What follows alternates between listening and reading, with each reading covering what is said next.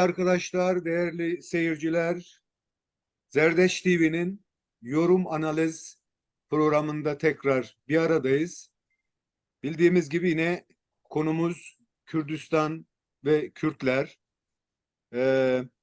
Aynı zamanda son yıllarda Kürt ve Kürdistani politikalarla ilgili yeni gelişmelerin, yeni çalışmaların ve yeni fikirlerin ortaya çıkma süreci çok mutluluk verici ve yeni seslere, yeni gerek siyaset, gerek tarih, gerek sanat bazında baktığımızda Kürtler bir hayli e, güzel çabalar içerisinde.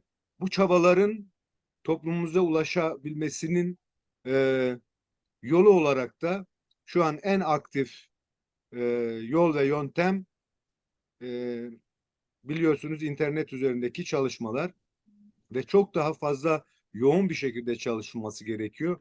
O nedenle e, bu olguyu göz önünde bulundurarak yine genç bir arkadaşımızla konuşuyoruz bugün. Bugünkü konuğumuz Sayın Simon Süleymani. Evet, Sayın Süleymani 1988 yılında Kuzey Kürdistan'ın Iğdır ilinde doğuyor. İzmir 9 Eylül Üniversitesi İngilizce öğretmenliği mezunu. Aynı zamanda Ankara Hacettepe Üniversitesi'nde sinema üzerine yüksek lisans yapıyor. 7 yıl kadar Kürt medyasında çalışmalar yürütüyor. Ankara'da Kutsi Kürt adında Kürt Sinemacılar ve Televizyoncular Derneği'ni kurucu başkanlığını yapar. Aynı zamanda Pakkurt adlı dijital partinin kurucularından. Yani Kürdistani Parti. Aynı zamanda 2017 yılındaki karşılaştığı sorunlardan dolayı yurt dışına çıkmak zorunda kalır ve bugün Fransa'da sürgün. Hocam tekrar hoş geldiniz. Bu Tekrar hoş bulduk. vesileyle Teşekkür ederim. önce partiyle ilgili bir düşüncenizi almak istiyorum. Nedir Pakkurt? Bu Kürdistani Parti niye? Ve bildiğim kadarıyla, takip ettiğim kadarıyla da ilk kez belki iktidarı hedeflemeyen bir çalışma. Bunu da baz aldığımızda partiye ilişkin neler söyleyeceksiniz? Tekrar çok teşekkür ederim. Evet, öncelikle PAKURD'un nasıl bir siyasi hareket olduğunu anlatmamız gerekirse, PAKURD 2014 yılında İbrahim Halil Baran hocamızın öncülüğünde bizim yaklaşık 500 delege ile siyasal bir hareket olarak ama dijital ortamda kurduğumuz bir siyasi fikir partisi, bir siyasi fikir hareketi. Temel iki amacımız vardı burada. Birincisi, 2010'lara geldiğimizde tıkanan Kürt siyasetinde yeni bir söylem, yeni bir eylem biçimi geliştirmek. İkinci husus ise neredeyse her alanı işgal eden Türk devletinin elinin ulaşamayacağı bir sahada at koşturmak. Bu iki unsuru bir araya getirdiğimizde bizim tercihen dijital ortamda siyasal fikirler, siyasal söylemler geliştiren bir siyasi hareket. Bizim şimdi PAKURD olarak Ee, hem örgütlenme biçimimiz çok farklı. Biz piramidal değil, dairesel örgütlenen bir hareketiz. İkinci bir husus da biz dünyada dijital ortamda kurulan ikinci partiyiz. Hmm. Birincisi İtalya'daki Beş Yıldız Hareketi'dir. İkincisi de Kürdistan'daki Pakurd Hareketi'dir. Hmm. Bu da bizi farklı kılan unsurlardan biri. Biz Kürtlerin e, burnunun kanamadığı, düşmanın elinin ulaşamayacağı sahada yüksek sesle fikir söyleyebileceği bir söylem üzerine kurulduk. Bir anlayış üzerine örgütlendik ve bizim sizin de arz ettiğiniz üzere iktidarı hedefleme işimizin temelinde bağımsız olmayan bir Kürdistan'da bizim zaten iktidar olma, bir yerlerde güç sahibi olma olanağımızın olmayacağına inanışımızdan kaynaklanıyor. Çünkü biz e, 100 yıldır aktif bir şekilde işgal altındayız ve son 10 yıldır, son 20 yıldır siyasal alanda da Kürtler tıkatıldı, önleri kapatıldı. Şimdi bizim böyle demokrasicilik oynayabileceğimiz ya da güya bir seçim kazanıyormuşuz gibi bir havaya girmenin milletimize bir faydasının olmayacağı anlayışına sahiptik. Bu anlamda biz dijital ortamda örgütlenmeyi, Kürdistan'ı bir fikir çerçevesinde birleşmeyi ve bu Kürdistaniliğin neden olması gerektiği, Kürtlerin neden devletleşmesi gerektiği savı üzerine, teorisi üzerine çalışıyoruz. Çünkü malumunuz neredeyse 20 yıldır Kürtlere devletsizliğin dayatıldığı bir siyasal ortamda bizim e, böyle bir çıkışın elzem olduğu inancımız vardı. Bu anlamda PAKUR bir dijital, siyasi ve fikirsel bir harekettir. Çok teşekkür ederim hocam. Ee, Bunu aldıktan sonra biliyorsunuz Kürtlerin gündemleri çok yoğun. Ancak bizim ele alacağımız konular daha çok yani günübirlik olaylar üzerinde değil, genelleyerek Kürt ve Kürtlerin ve Kürdistan'ın sorunlarını dile getirmek. Ancak gündemden de uzak kalmamamız gerekiyor. Bu nedenle son gündemimiz sizin de yaşadığınız Paris'le ilgili olacak. Biliyorsunuz 10 sene sonra ikinci katliam diye tanımlayabileceğimiz yani ilk katliam biliyorsunuz Sakine Cansız ve arkadaşlarının katledilmesi. İkincisinde de yine aynı bölgede, aynı siyasal oluşumda ve yine 3 canımızı şehit ettiler. Bu noktada hem orada olmanızın getirmiş olduğu e, yakında izleme olanağına sahip olduğunuz için bunun TC'nin gerçekten de Kürtler üzerinde nerede olursa olsun baskı kurabilecek bir düzlem yakalayacağını ve gerçekleştirdiğini görüyoruz. Sizler ve diğer Kürtler bu bu olayı nasıl okumalılar sizce? Şimdi çok teşekkür ederim. Öncelikle şunu şu konuda bizim netleşmemiz lazım. Türkler bizim işgalcimizdir. Dolayısıyla real jargonda bizim düşmanımızdır. Türklerin her fırsatta bizleri öldürüyor olması bizim şaşıracağımız bir mevzu değil. Çünkü işgalci olmanın verdiği gereksinimleri yerine getiriyor demektir. Siz eğer bir yeri işgal ediyorsanız orada rızanız dışında bulunuyor, yani yerlilerin, oranın gerçek sahiplerinin rızası dışında kalıyorsanız sizin güç ve şiddet uygulamanız gerek. Ki Türkler 100 yıldır aktif bir şekilde Osmanlı döneminde de dönem dönem Kürtlere böyle şiddet ve ölüm saçmıştır.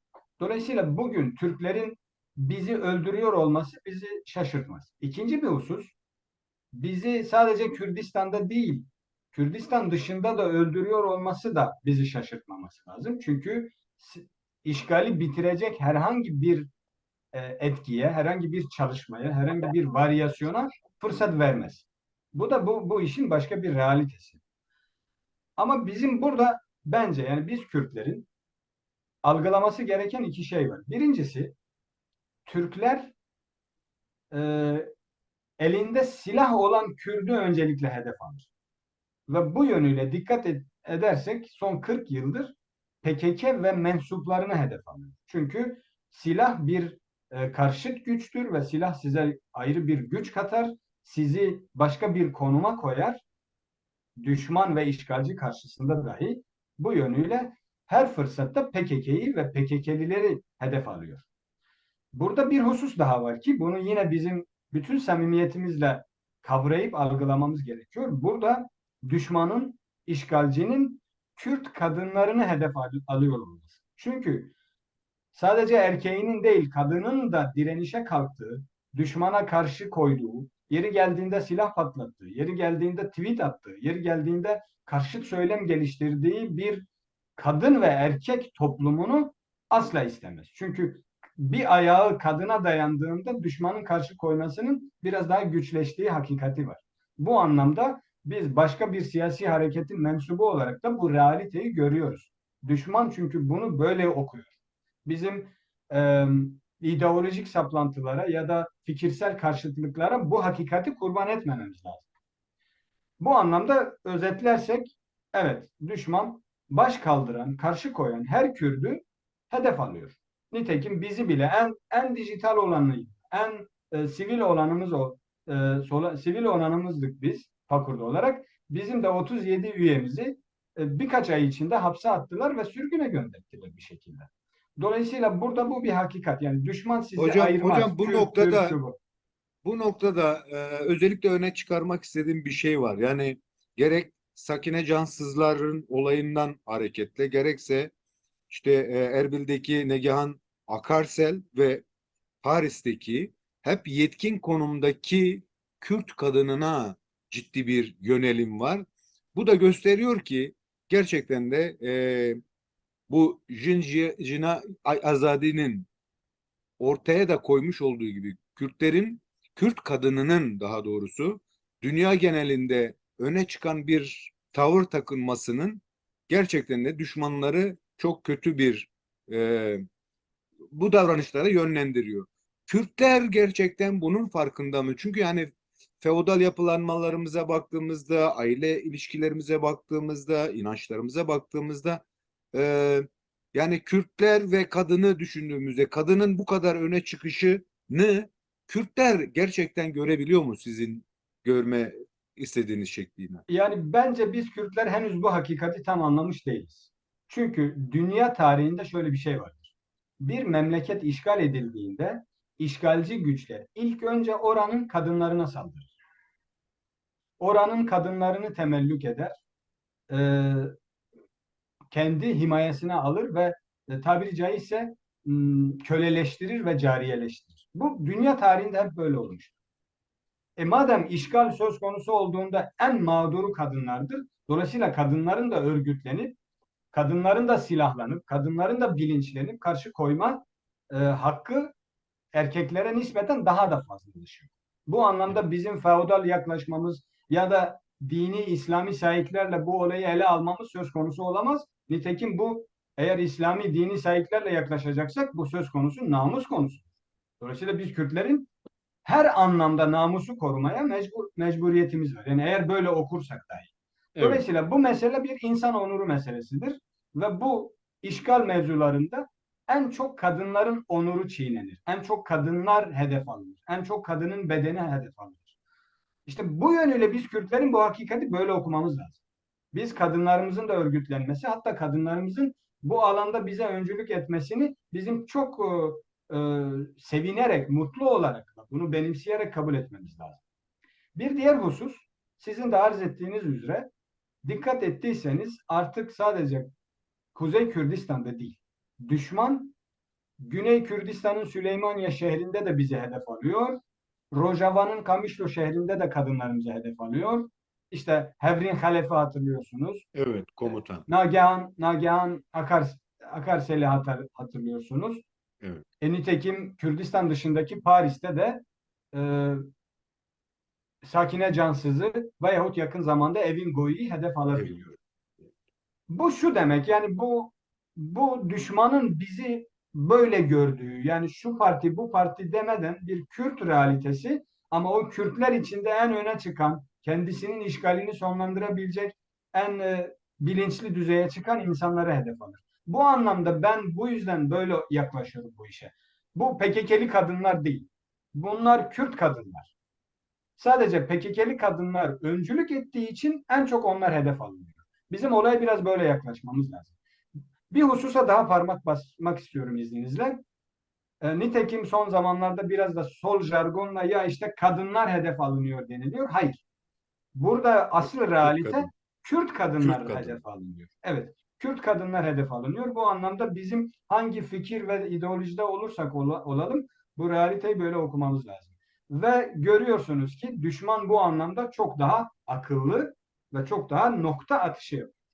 Bu Evet. anlamda dolayısıyla biz de nitekim burada da ben gördüm 7'den 70'e bütün Kürtler toplandı. O katledilen kadınlarına, cenazelerine sahip çıktı. Nitekim önümüzdeki günlerde de yine bunların eylemleri olacak ve biz topluca sahip çıkacağız. Mesele bir işgal meselesidir. İki siyasi partinin çekişmesi değil, iki ulusun egemenlik mücadelesidir.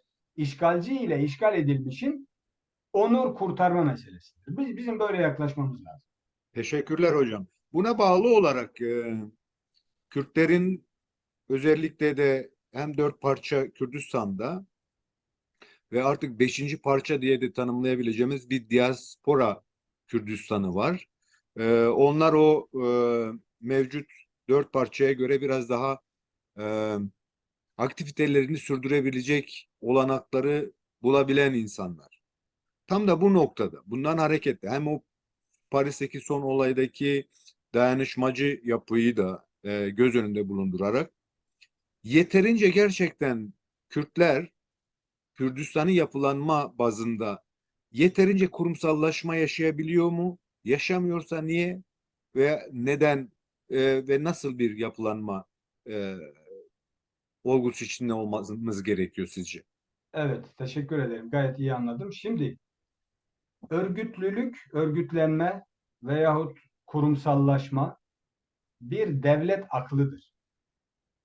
Devletleşmiş, devlet mekanizmasında büyümüş, bunun tadına varmış toplumlar dünyanın neresine giderse gitsin devlet mekanizmasının küçük birer numunesi olan örgütlülüklere, kurumsallaşmalara gider. İşte maalesef Kürtler son 1000 yıldır e, devletleşemediği için, son 300 yıldır mirleşemediği, mirliklerini kaybettiği için bu hakikatten maalesef bipar. Biz bu hakikati sindirebilmiş, anlayabilmiş, kavrayabilmiş değiliz. Bu anlamda neredeyse 5 milyon, 5,5 milyon Kürt var diasporada. Evet. Hakkıyla işte devletsiz, ülkesi işgal edilmiş, dili yasaklanmış bir toplumun yapması gerektiği gibi örgütlenemiyor, kurumsallaşamıyoruz. Bu Neden? maalesef bizim tarihsel olarak bize sirayet etmiş, devletleşemediğimizden kaynaklı bize hastalık olarak bulaşmış bir sıkıntı. 2-3 Kürt bir araya geldi mi muhakkak aramıza bir nifakta sokuyoruz, giriyor.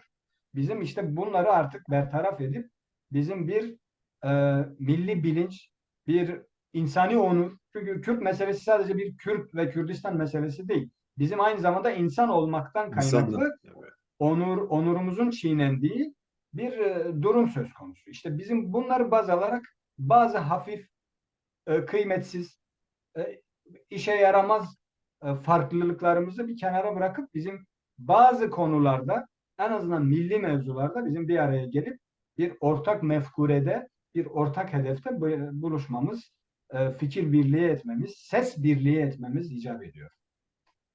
Teşekkürler hocam.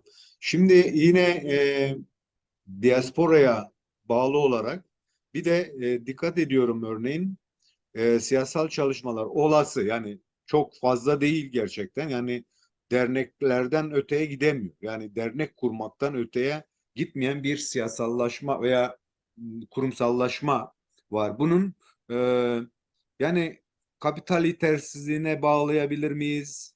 Gençlerimizin eğitimsizliğine bağlayabilir miyiz? Yani yeterince aydın, işte sanatçı, aydın dediğimiz insanlarımızın eksikliğine mi bağlayabiliriz? Yani bunlar gözlemleriniz nedir? Ee, Yani Paris'te ben bildiğim kadarıyla hem ressamından tutun tarihçisine kadar oldukça yoğun bir Kürt nüfus var. Yani Evet. bunları e, ayrı ideolojilere sahip olsalar bile bu Kürdistanililik temelinde bir araya getirebilme gerçekten mi koşulları yok? Şimdi yani ne eksik diye sordunuz. Ben direkt size söyleyeyim bence. Bizde sadece bunları yapacak bilinç eksik. Bizde kapital da fazlasıyla var. Avrupa'nın çoğu yerinde size onlarca zengin Kürt sayabilirim. Bizde aydın kesim de var. Bizde sanatçı da var. Bizde üreten siyasetçi de var. Bizde dünyaca tanınmış müzisyen de var. Sinemacı da var. Yani her şey var. Bir ulusta, bir millette olması gereken her şey var. Biz dünkü çocuklar değiliz. Biz e, az buçuk bir nüfus da değiliz. Biz Mezopotamya, Kürdistan coğrafyasının en az 12 bin yıllık kadim otokton halkıyız, milletiyiz. Bizim millet olmaktan kaynaklı süre gelmiş bir kültürümüz, bir dilimiz, bir müziğimiz, bir sözümüz var. Bu yönüyle biz 50 milyon, 60 milyona varan Kürtlerin her şeyi var. Yani para deseniz var. Güney Kürdistan petrolünü neredeyse bütün Avrupa ülkelerinin yarısından fazladır. Rojava'da ve hakeza. Veyahut bugün Kuzey Kürdistan'da dahi on binlerce Kürt iş adamı var. Kapital deseniz bu anlamda bizim bir eksikliğimiz yok. Avrupa'da ve herkese. Yani onlarca iş adamı var buralarda ve çok büyük cirolarla iş yapıyorlar. Sanat da böyle. Yani bizim eksikliğimiz sadece bilinç. Biz az önce de arz ettiğim üzere biz devletsizlikten kaynaklı bir devletleşme, bir örgütlenme, e, bir araya gelme bilincinden yoksunuz. Siz az Hocam bu önce noktada ben söylediniz, şimdi müdahale etmem işte gerekiyor. dernekler var diyorsunuz ya. Şimdi Hocam bu dernek kuran noktada ben insan bir federasyon şey kurar. He. Evet, federasyon kuran insan Avrupa'da sürgün meclisi kurar. Yani ama biz bunları yapamıyoruz. Niye? Çünkü sadece bizde bu bilinç eksik.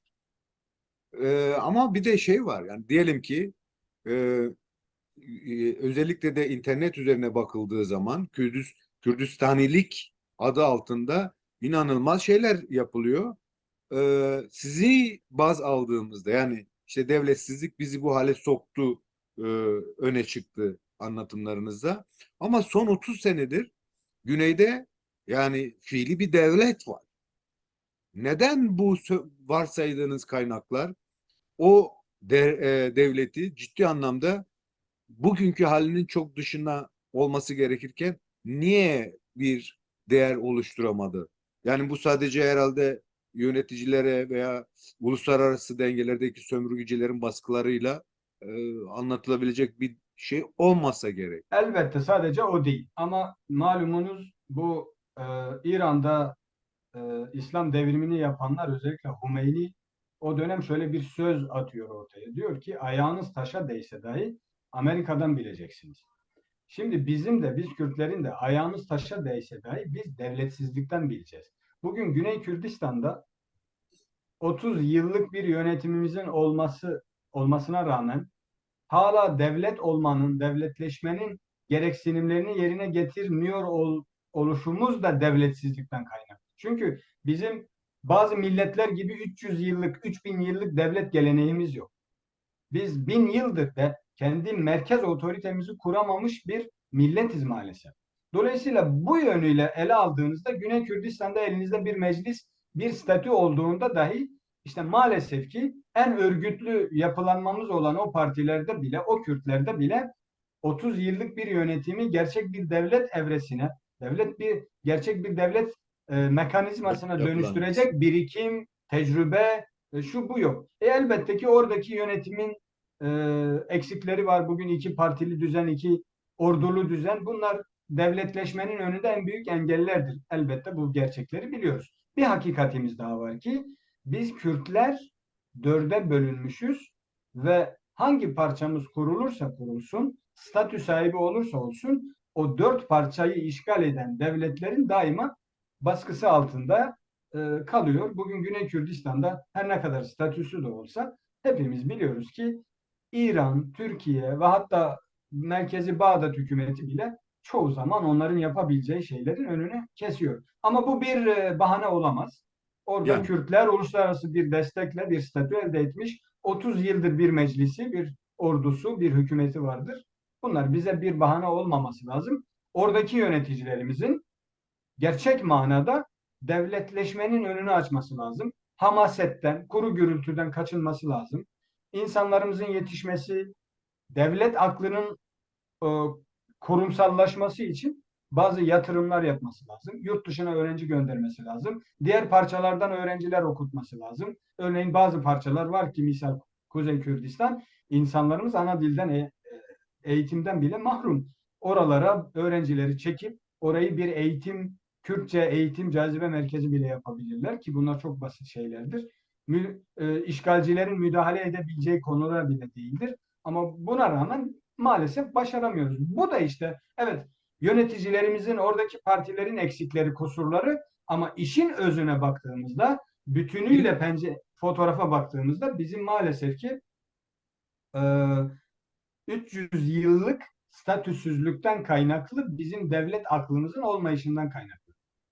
biraz da sanmıyorum kendimize vuracağız ama biraz da bir samimiyetsizlik de sanki söz konusu. Yani bu bu aşırı istek ve arzunun yaşam bulamayışı sanki insanlarımızın, yani sadece bilinçle doğru orantılı değil. Çünkü yani yeri geldiği zaman yaşadığımız ülkelerin takımını bile severek izliyorsak, ama kendimizin, yani Fransa'da bilmiyorum futbol takımımız var mı yok mu, ama hani mesela devletsiz halklar var. Onların kongresinde bile Kürtler yer almıyor.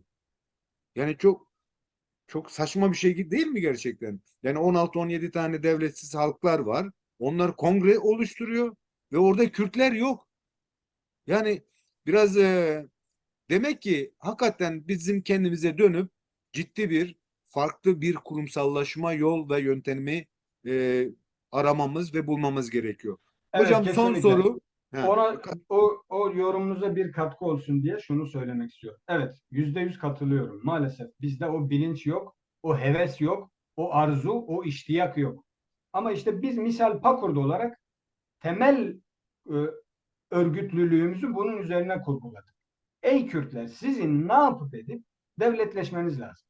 Sizin bütün hastalıklardan, bütün işgallerden, ölümlerden, katliamlardan, sürgünlerden, göçlerden yegane kurtuluş yolunuz devletleşmektir. Dolayısıyla bu devletleşme aklını ister Kürdistan'ın Diyarbakır'ında, Erbil'inde kurun, ister Paris'te sürgünde veyahut diasporadaysanız orada kurun. Ama bir devletleşme aklını inşa etmemiz lazım. İşte bugün biz de Pakur'da olarak hem Pakur Akademi'nin öğrencileri üzerinde e, bir yol haritası çizmeye çalıştığımız hem kendimizin deklarasyonu üzerine kurduğumuz şey budur.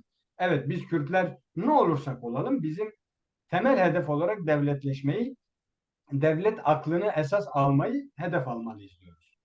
hocam tam da bu noktada son sorumuzu yönlendireceğim. Şimdi bilebildiğim kadarıyla Kuzey Kürdistan'daki mücadelelere baktığımız zaman ta 1925'ten Şeyh Said'den başlamak üzere bütün bu karşı çıkışların, yani işte sizin ısrarla söylediğiniz devletleşme istek ve arzusundan hareketle, yani kendi bağımsız yaşamlarını sürdürebilmeleri için çıkış yapan hiçbir lider e, canlı bırakılmamış, asılmış, hatta mezarları bile bilinmiyor. Son 40 yıla dayalı mücadeleye de baktığımızda onun lideri de hapishanede İmralı'da çürütülüyor.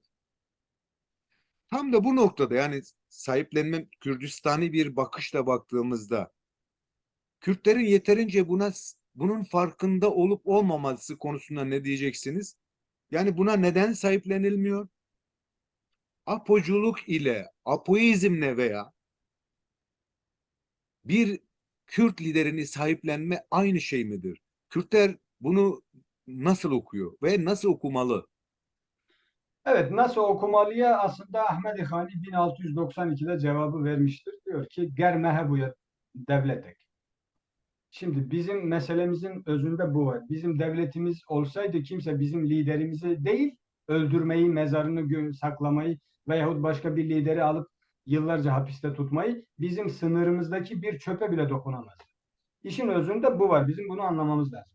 Diğer bir husus, sizin de arz ettiğiniz üzere özellikle son 100 yıla öncelerini saymazsak, Ya, son 100 yılda ve işte Türkiye Cumhuriyeti adıyla bizi işgal eden devletin içinde gelişen son 100 yılda bütün Kürt liderleri alıp idam ettiler ve çoğunun mezarını da maalesef bilmiyoruz, sakladılar bizden.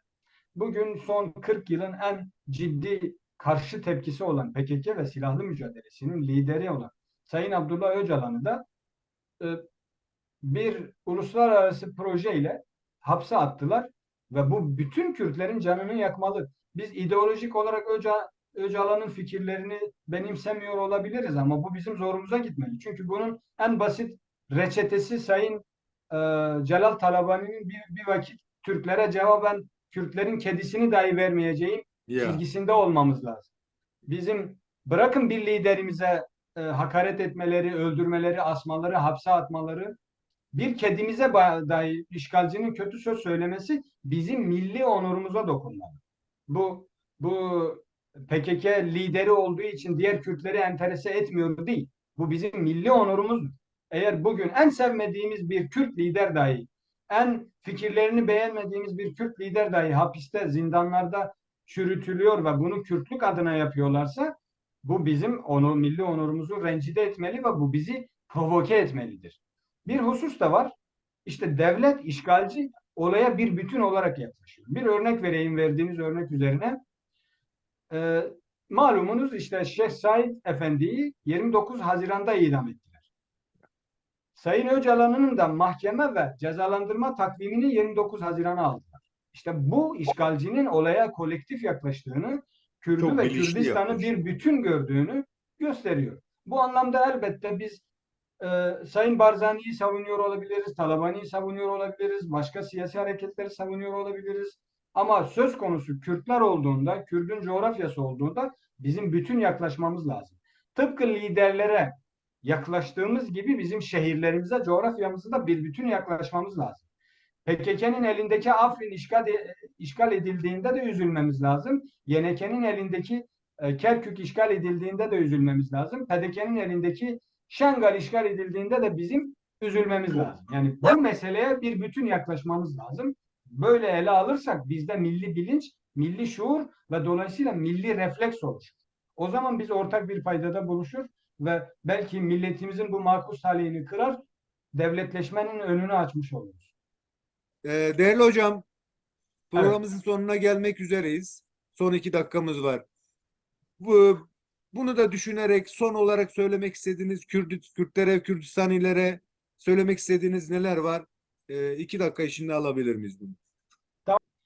Yani son sözleri söylemek icap ederse evet biz Kürtler olarak bir milletiz. Bizim millet olmaktan kaynaklı haklarımız var ve bir coğrafyamız, bir ülkemiz var. Maalesef ki bu işgal altındadır. Talan ediliyor, çalınıyor, çırpılıyor. Keşke bununla kalsa içinde yaşayanlar olarak biz Kürtleri her yerde, her gün, her fırsatta katlediyorlar. Nasıl ki az önce saydığımız Kürt kadınları katlediyorlarsa şehirlerimizin altında, bodrumlarda Kürt çocuklarını da katlediyorlar. Yetmiyor bizim dağlarımızda küçük ticaret yapan insanlarımızı Roboski'de olduğu gibi katlediyorlar. Yetmiyor Avrupa'nın bilmem neresinde e, Türklük adına geliyorlar. Sizin işletmeniz olan berber dükkanınızda bile Evet. sizi bıçaklıyorlar. Bu Evet. bir bu bir ulusal dava. Bu bir milli dava.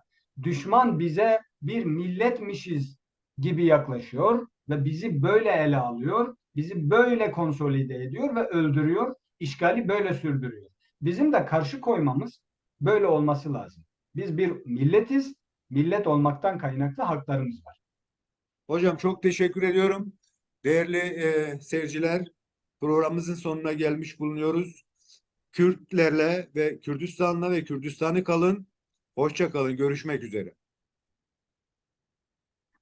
Teşekkürler hocam. Ben teşekkür ederim. Ağzınıza sağlık.